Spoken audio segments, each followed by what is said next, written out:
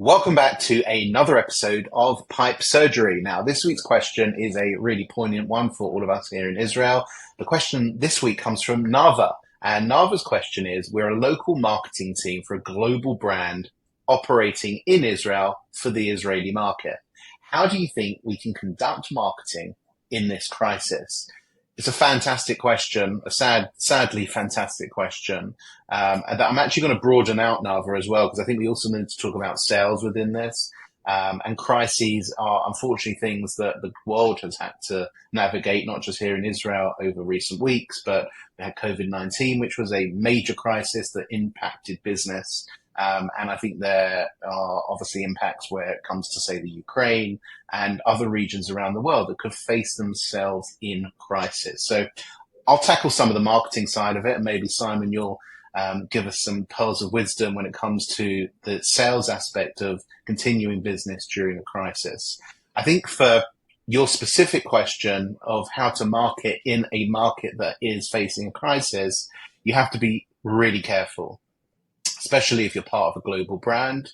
But regardless of that, I think all branding and marketing needs to be about education, being the voice within your market of support and hope during tough times, that you're supporting business leaders from the business aspect. And if you're a consumer brand, showing empathy and I guess understanding for your customer base. This isn't the time to, shove deals and campaigns down their throats. It's about positioning yourself with, as I say, lots of empathy, lots of education, and perhaps that might manifest itself in podcasts, being a voice that gives education to that particular sector. Maybe it's webinars, maybe it's local events in communities that bring people together, that you can support in a way that is going to help. So I think it's important to maintain brand. It's important to continue to be a voice. It's about being sensitive to the situation, but it's also about having, I think, a contingency. In addition, I think social media is obviously a top level outlet and channel, but have those other channels ready as well, and in operation. This is an and game, not an or game. And having email marketing, podcasts, SMS, phone calls, local events, all different strategies to maintain connectivity with your audience in a sensitive way. So that's from a marketing perspective. Simon, what do you think people should do when it comes to sales in the crisis? So selling is a very pertinent question, Nava. Thanks for raising this very important topic. I think on the sales side, and I'm seeing this myself with my own clients here in Israel.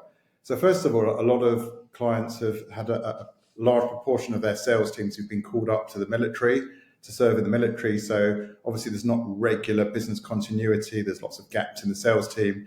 And this is where that word team comes into play. Just as in the military, everyone's working together in an army. So this is almost a time to regroup and assign people maybe different roles. So it could be that someone who was used to selling, just when they got the meeting is taking a step back and generating some more of their own leads, which I've been helping companies to do. How do you generate leads when maybe you haven't done that for the last couple of years? So it's about maybe changing roles within a team. As sales leaders, showing sensitivity and assuming that people aren't going to be online all the time. They might be, looking after their kids, and they might be running in and out of the bomb shelter.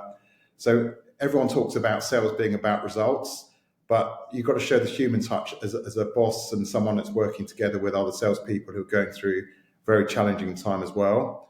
One other thing I would say is to try and avoid, where possible, political discussions. I don't think that's really what we're many be doing it in this particular time. So not to use our sales hat to engage in political discussions, which might not be fruitful at this time. So maybe if it gets raised on a sales call, to go into some detail about the experiences of living in a war zone, but maybe not to touch on political issues, which never has a positive result, in my opinion. So I'll say those are the main pearls of advice I'd give regarding sales. But also just one other thing that springs to mind is about resilience. So we're talking here a lot in Israel about resilience as a nation, and I think that applies just equally to companies as well. How they're going to show that inner resilience of a situation which they never either budgeted for or talked about in meetings, and it certainly wasn't part of the 2023 plan. So how can they show that resilience and everyone step up to the plate and really do what they can to ensure business continuity at this very challenging time? I think that's all excellent advice, Simon. I think the last thing I would leave people with is act within your circle of control. It took me about 40 years to realize this, and I'm only 44, so you can tell what happened before, perhaps. But it's tempting to be part of things that are out there to do with whatever crisis might be happening in your region. Like you say, political discussions, shouting out on social media.